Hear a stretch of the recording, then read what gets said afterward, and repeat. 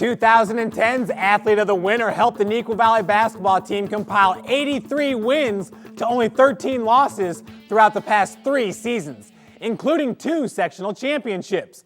We present to you Wildcat senior Dwayne Evans. 6'5", Region Senior, number 32, Dwayne Evans. Dwayne, in the past 12 seasons of Neuqua Valley basketball, the team has won 22 or more games in 8 of those seasons. Entering your sophomore year, did you feel like you were going to be able to help propel the program to new heights? Oh yeah, I definitely did. Being called up from the freshman team, or from the sophomore team up to varsity, that was, great expectations put on my shoulders to kind of carry the team and, kind of raise us up to a different level than how we've been playing the last 8 or 9 years before I got there. And I don't know, the last 3 years have been pretty successful, I'd say. Absolutely.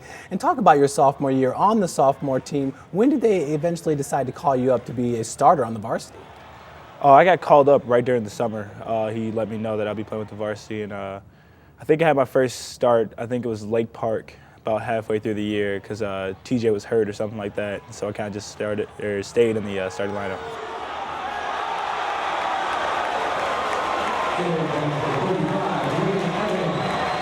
Everyone had the same goal, so I don't know.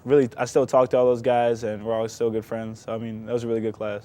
Talk about some of the goals of that season. During the regular season, you traveled to Waubonsie and lost on a last-second buzzer-beating shot by Jelani Johnson. But then you won a regional and got to play Waubonsie again in a sectional semifinal. You were down by 10 points before the Wildcats kind of took over and won that game. Yeah, I mean, you couldn't ask for anything better than that. They got the game that didn't really matter, and we caught the one that did. So I don't know. That game was really intense, and TJ was the hero, definitely a hero of that game.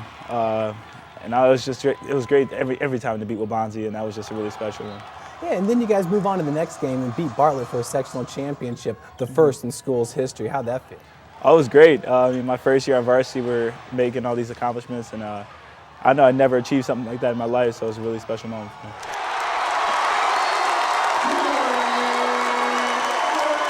You guys go to the super sectional to take on Richards. You lose to Richards 63-42. They go on to win the Class 4A championship. It had to be somewhat reassuring knowing that the team that beat you went on winning a state championship.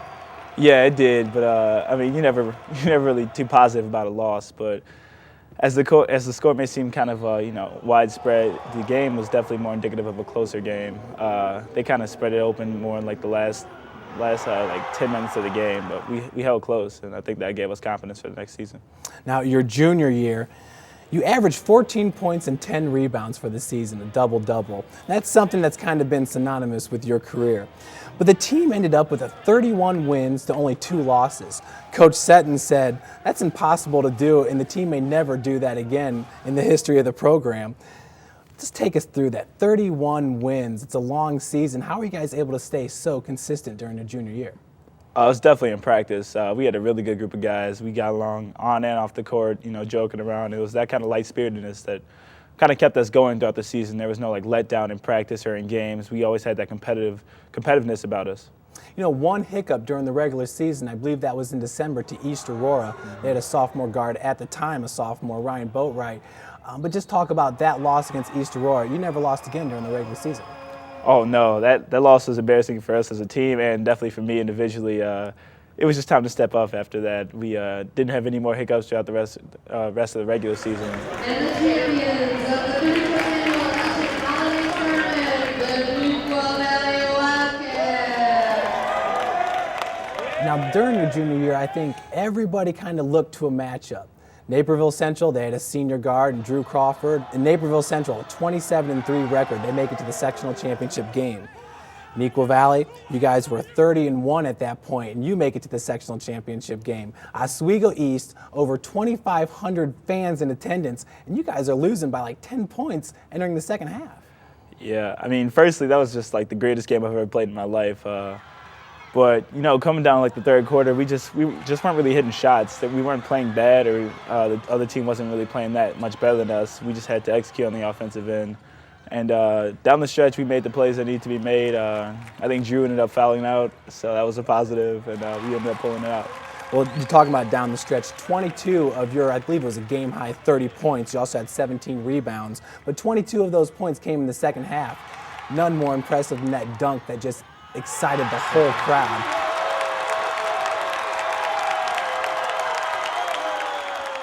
Just kind of talk about that moment right there and when you really felt that the game was in hand.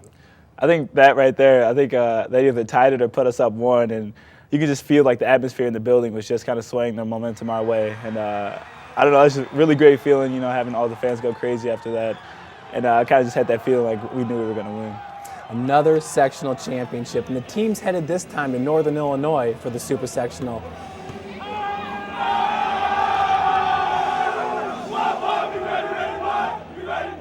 To take on Dundee Crown. Dundee Crown team that had lost to Waubonsie Valley earlier that year.